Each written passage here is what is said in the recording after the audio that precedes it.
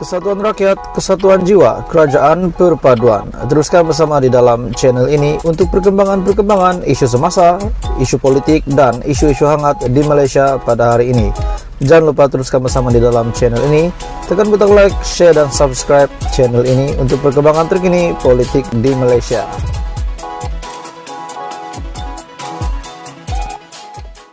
Hai semua, salam sejahtera Malaysia, tuan-tuan dan puan-puan semua. Selamat datang ke channel Fels Lifestyle. Terima kasih setia bersama di dalam channel ini. Banyak pergolakan politik yang berlaku di Malaysia hari ini. Ada yang kata ini patut ditukar, menteri ini tidak layak, timbalan menteri ini tidak layak. Hari ini berlaku pemecatan yang paling mengejutkan. Bukan menteri, bukan timbalan menteri, bukan ketua, tetapi maafkan saya, bukan menteri dan juga timbalan menteri. Tapi yang dipecat adalah timbalan Perdana Menteri. Bukan seorang tapi dua timbalan Perdana Menteri dipecat. Berita hari ini yang saya lihat, berita Vietnam pecat dua timbalan Perdana Menteri.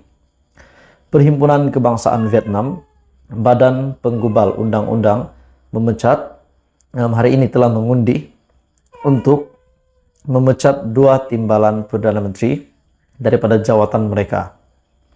Perkara itu dimaklumkan dalam kerajaan dalam satu kenyataan yang dipercayai penganalisis sebagai anjakan baharu dalam tindakan untuk membanteras rasuah di negara itu. Jadi maksudnya gara-gara rasuah dua timbalan Perdana Menteri dipecat.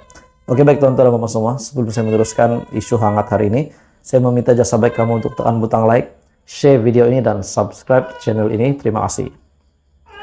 Tiada penjelasan berhubung keputusan Parlimen untuk memecat Pham Binh Minh dan juga Vu Duc Dam.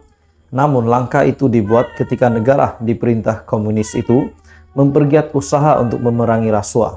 Walaupun terdapat kebimbangan kempen itu melumpuhkan transaksi rutin berikutan pegawai yang bimbang terbabit dalam siasatan. Min dan Dam tidak memberi maklum balas terhadap permintaan untuk mendapatkan komen. Mereka juga belum ditahan dan tiada pertuduhan difailkan terhadap mereka. Dan sekiranya pemecatan itu berkaitan dengan usaha untuk anti rasuah, mereka akan menjadi pegawai paling kanan yang disasarkan setakat ini. Tindakan keras itu sebelum ini membawa kepada penahanan seorang menteri kesehatan dan pegawai tinggi serta diplomat yang lain. Jadi tuan-tuan dan puan-puan semua, setelah saya melihat berita ini, di mana dua timbalan Perdana Menteri ini dipecat disebabkan untuk memerangi rasuah. Jadi ini boleh berlaku di Malaysia bila-bila masa saja.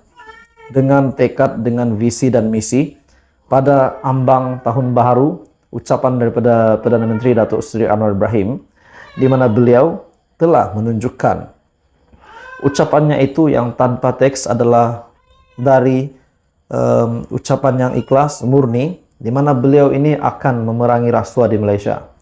Jadi ini saya rasa boleh menjadi amaran kepada seluruh ahli politik di Malaysia.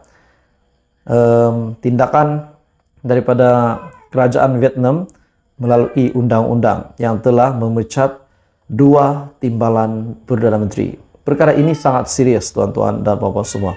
Saya kira ini boleh jadi amaran kepada ahli politik di Malaysia, terutamanya kepada yang menjadi pemimpin kerajaan hari ini. Bahkan juga kepada pembangkang, di mana rasuah memang tidak bagus dan tidak baik dan patut ditolak di mana-mana kerajaan, termasuk di Malaysia, di Vietnam, dan di negara-negara yang lain juga. Jadi tuan-tuan dan puan-puan semua, adakah Anwar Ibrahim sebagai Perdana Menteri juga akan melakukan benda yang sama untuk memecat siapa juga menteri, timbalan menteri dan Perdana Menteri, timbalan Perdana Menteri, dan siapa saja pemimpin di Malaysia ini sekiranya terlibat rasuah. Jadi tuan-tuan dan puan-puan semua, jangan teruskan bersama di dalam channel ini. Jangan lupa tekan butang like, share video ini, dan jangan lupa tekan butang subscribe. Hai semua, salam sejahtera Malaysia. Isu yang hangat hari ini yang saya lihat di media sosial, ada yang kata Haji G, pengurus CJRS, boleh diganti bila-bila masa. Setelah Presiden Warisan yang telah mendakwa telah mengumumkan di media bahwa mereka telah mempunyai majority yang cukup. Mereka telah mempunyai adun yang cukup untuk membentuk kerajaan. Jadi maksudnya, adakah HJJ akan diganti dan tidak lagi menjadi ketua menteri? Adakah Presiden Warisan akan mengangkat sumpah sebagai ketua menteri Sabah baru dan mencipta sejarah menjadi 2 kali ketua menteri Sabah? Jadi terdapat banyak spekulasi yang saya lihat di media sosial. Tuan-tuan dan bapak semua, sebelum saya meneruskan isu hangat hari ini, saya meminta jasa baik kamu untuk tekan butang like, share video ini supaya ramai orang tahu tentang ini, dan jangan lupa tekan butang subscribe. Ada yang berpendapat tidak perlu mengadakan usul undi percaya terhadap HJJ. Namun, ada juga yang berpendapat bahwa Pakatan Harapan Sabah, bukan Pakatan Harapan Malaysia, tetapi Sabah, nafi untuk kekal memberikan sokongan, menarik sokongan kepada kerajaan JRS pimpinan HJJ. Jadi mana satu yang sepatutnya pengundi ikut dan perlu tetapkan? Ada yang kata PH Sabah menafikan kekal beri sokongan kepada kerajaan JRS dipimpin HJJ melalui agenda Delhi. Kenyataan ini telah disiarkan, di mana episode kemelut politik di Sabah akhirnya bergolak sebelah. Katanya semakin menarik apabila PH Sabah menafikan untuk kekal menyokong gabungan rakyat Sabah yang dipimpin Ketua Menteri hari ini, Datuk Seri Haji Jinor. Pengerusi PH Sabah, Datuk Christina Liu, mengesahkan gabungan itu tidak menyokong HJJ sebagai Ketua Menteri dan menjelaskan semua 7 adun tidak mengisytiharkan sokongan mereka kepada mana-mana parti melalui akaun berkanun sejak tahun 2020 merujuk kepada sokongan mereka kepada Datuk Seri Shafie Apdal. Maksudnya PH Sabah tidak menyokong JRS tetapi menyokong Shafie Apdal. Menurut kenyataan ini, di mana mereka tidak mengisytiharkan mana-mana sokongan kepada mana-mana parti melalui akaun berkanun sejak 2020 merujuk kepada sokongan mereka kepada Datuk Seri Shafie Apdal. Adakah ini maksud Presiden Warisan di mana beliau telah cukup majority? Dan kenyataan daripada Shafie Apdal juga beliau telah nyatakan adun BN juga telah menyokong Warisan, telah memberi sokongan kepada Warisan. Jadi jika ada mana-mana pihak yang mendakwa mendapat sokongan daripada kami, ia adalah tidak benar menurut agenda Delhi, menurut daripada kenyataan daripada pengurusi PH. Namun di sisi yang lain, di pandangan yang lain, ada yang berpendapat HJJ patut dikekalkan sebagai Ketua Menteri Sabah, di mana tiada keperluan langsung untuk mengadakan usul undi percaya terhadap HJJ. Jadi sebelum saya teruskan, adakah Anda setuju untuk tidak perlu mengadakan usul undi percaya terhadap HJJ hari ini sebagai Ketua Menteri Sabah? Sekiranya Anda komen setuju, sekiranya Anda setuju, komen setuju. Sekiranya tidak setuju, tidak perlu komen.